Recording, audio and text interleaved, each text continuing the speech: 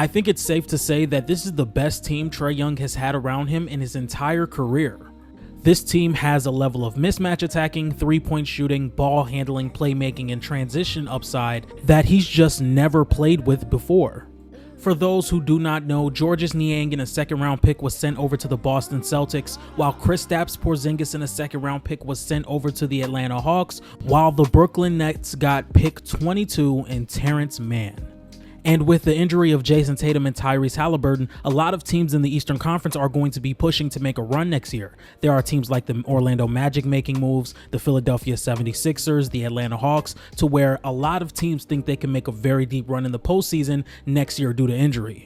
And I think the Atlanta Hawks are one of those teams. I think Kristaps Porzingis unlocks a level of mismatch attacking that the Atlanta Hawks could really thrive with. And I think fully healthy, the Atlanta Hawks are gearing up to make a serious postseason run.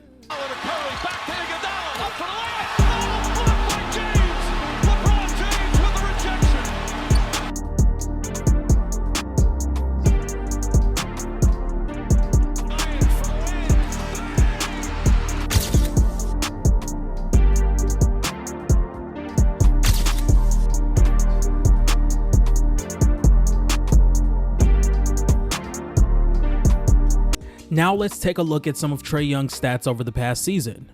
This season, Trae Young averaged 24 points per game and 11 assists on about 41% shooting from the field and 34% shooting from three. He's also maintained an 87% free throw percentage and a 57% true shooting. Trae Young is one of the most lethal pick and roll scorers and playmakers in the entire NBA, and pairing him with a guy like Kristaps Porzingis just makes this team way more harder to guard.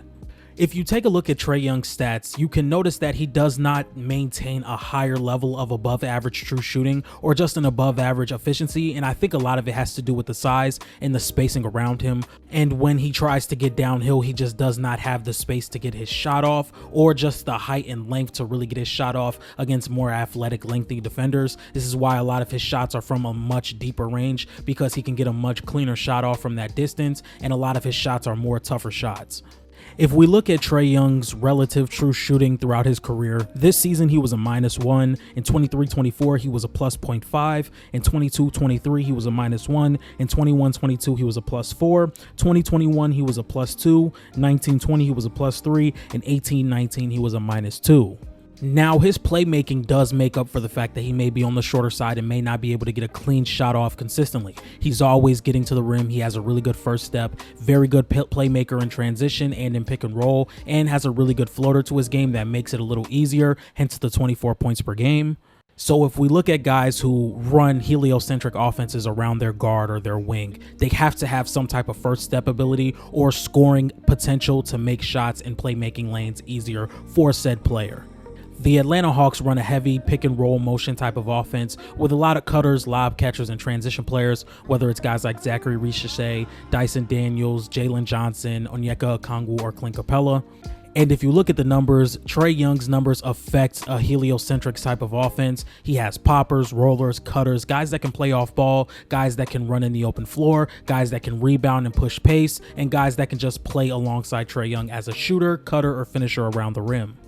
Trae Young averages around 91 touches per game, which would average around 3 in the league this season. Now, if we take a look at some of the other guys that are in the top 15, these guys could also say that they run a heliocentric type of offense.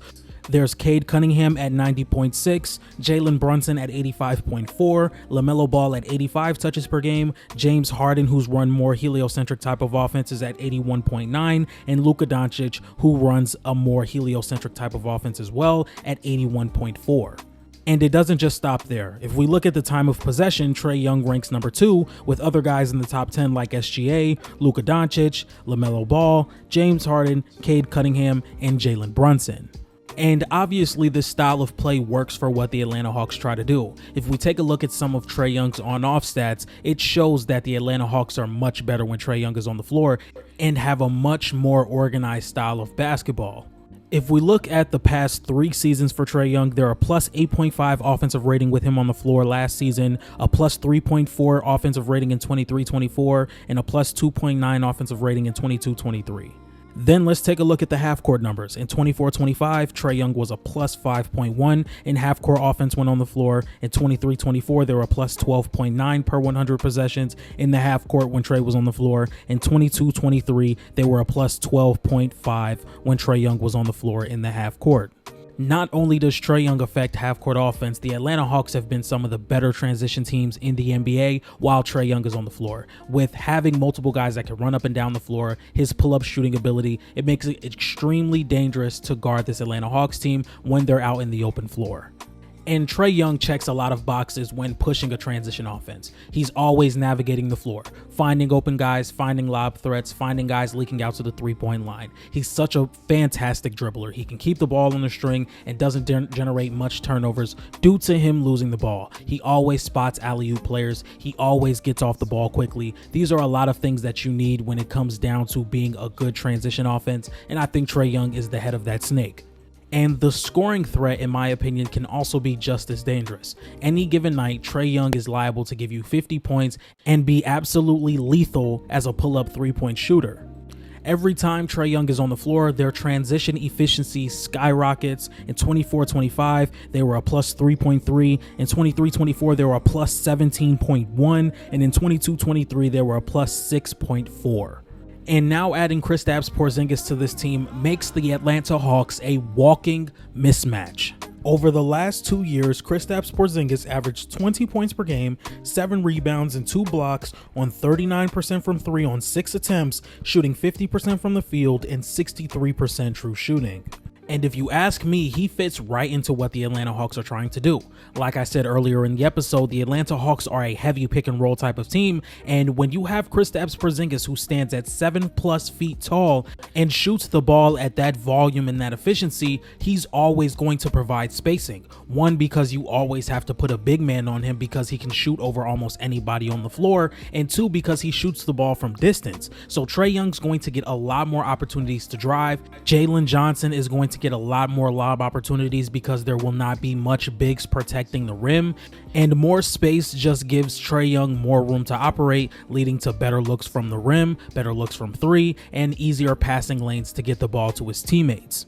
Not only can Kristaps Porzingis pick and pop, he can also be a really good transition big, someone that trails the play and really makes wide open threes. Somebody that can relocate to the corner or to the wings in transition, somebody that can spot up in transition and make his way down the floor pretty easily. And Trae Young does a really good job at spotting guys in the corner, spotting guys on the wing so they can pull up for 3 and make the transition offense way more efficient. And around the league, Kristaps Porzingis is known as one of the most, if not the most, efficient post-up scorer in the entire NBA. Having a face-up game, mid-range shooting, back to the basket and post hook, it makes it really easy to command switches, shoot over players, and have a lot of spacing on the floor with his gravity around the post. He gives the Atlanta Hawks so many reasons to be an efficient offense. He gives them so many angles to be better at passing, better shooting, better driving as a shooter, post-up player, mismatch attacker, and off-ball player. Not only do I think this improves Trae Young's game, but I also think Jalen Johnson gets a lot more space around the rim with the center initially pulled out from Kristaps Porzingis' shooting. As an on-ball player, off-ball player, lob catcher, cutter, three-point shooter, I think Jalen Johnson gets better at every facet of the game offensively. He can be used as a roller. He can run a pick and roll with him and Kristaps Porzingis. I think that you can get really creative with the lineups and the schemes that you can use with this team offensively. Jalen Johnson is one of the best rim runners in the league, one of the more athletic forwards in the NBA, better transition forwards in the NBA. And now just imagine having a clear paint with the center always pulled out when Kristaps Porzingis is on the floor. It's going to be free eats. So, ladies and gentlemen, this is my pitch for the Atlanta Hawks being a walking mismatch for the 2025-2026 NBA season. If you guys like this type of content, please be sure to like, comment, and subscribe. Make sure you guys follow me on TikTok at @TheBuzzerENT. Make sure you guys follow me on Twitter at ATBSports1. Make sure you guys follow me on Instagram at @TheBuzzerSports. And make sure you guys join my playback at @TheBuzzerSports, where we're going to be watching historic games over the entire offseason very, very soon. And with all that being said, I will see you guys tomorrow where we will be talking about the NBA draft's winners and losers. Peace.